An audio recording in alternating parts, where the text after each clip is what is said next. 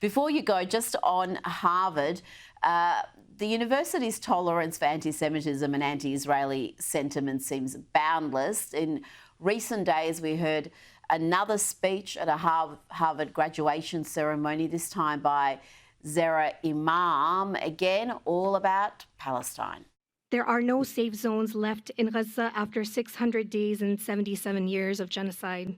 I center Palestine today not just because of its scale of atrocity, but because of our complicity in it. Together, we must refuse to be ruled by the tyrants of our time because our liberations are intertwined. There you go, Douglas. 77 years of genocide. These are the best and brightest. These are Harvard graduates. Yeah, she obviously doesn't have a dog in that fight, does she?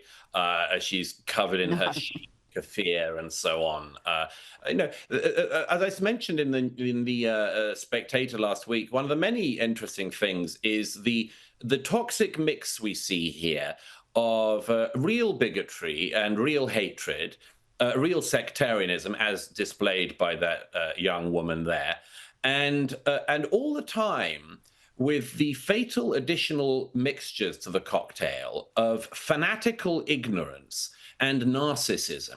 And the narcissism is, who do you think you are?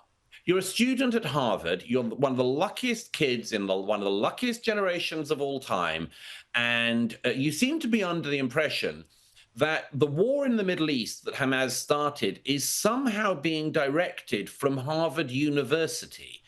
And I've got news for those students. Neither Hamas nor the Israeli government take any direction from Harvard University or any other privileged Ivy League campus. There's a world beyond the end of your own nose. And these students haven't been taught that. They haven't been taught anything. They certainly haven't been taught any humility.